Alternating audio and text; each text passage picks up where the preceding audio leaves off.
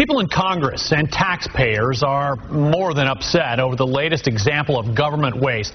This time it's happening really close to home. I had the chance to talk with Congresswoman Sandy Adams about it just a few minutes ago. Congresswoman, thanks for being here with us this morning. I want to dive right into this. This latest example of excessive spending you're talking about happened right here in Orlando, and it involves the National Institute of Science and Technology. It's part of the Commerce Department, right? Correct. So we're talking almost $700,000 that was spent here. What happened? Well, they had a nice conference, and it was on the hills of GSA. And what we're saying is this is indicative of what's wrong in Washington, D.C. It's broken. If they think this is acceptable behavior at a time when we're running almost a $16 trillion debt, and we have people here in the district that are, doing staycations instead of vacations. They're working hard. They're paying their tax dollars, and this is how their tax dollars are spent. This is totally unacceptable, and I'm asking for an investigation. So the Commerce Department is saying that things like catering and entertainment were actually covered by private sponsors. You buying that? Well, there's a way the formula is done, and I would like to say that I believe it's going to come out to a little bit more based on what we're seeing in the documentation that was provided to us. As you know, the whistleblower came to us. They know that we've been leading the charge on digging into the waste and abuse in our federal government, and I'm going to continue to dig into this because I don't believe this is acceptable behavior with your tax dollars.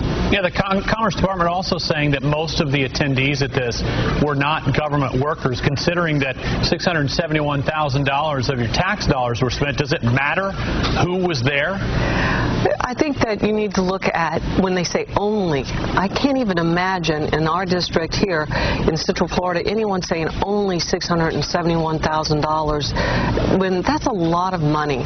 And it really is federal tax dollars, which means it's your tax dollars. And so, no, it's not really who attended. It's what were they spending on, how were they spending it. It could have been done at a lesser amount with more maybe money going to the actual intended purposes of the MEP programs, which is those extension programs, some of which right here in Florida, that help create jobs.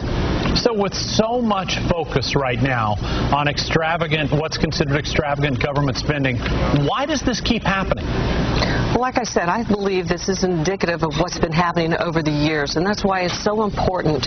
When I was elected almost 2 years ago with 86 other freshmen, we were sitting up there to get the spending under control, and that's exactly what we're going to do. And we have taken the lead, and I have helped be on that lead program where we are looking at what are we spending our tax dollars on, because this isn't our money, it's your money, and we need to be responsible to the American people. And this is just another prime example of what's wrong with Washington, D.C. It has to stop. Representative Sandy Adams, we're all going to be watching this very closely, and I hope you'll keep us updated on what happens. Thanks for being here today. Thank you.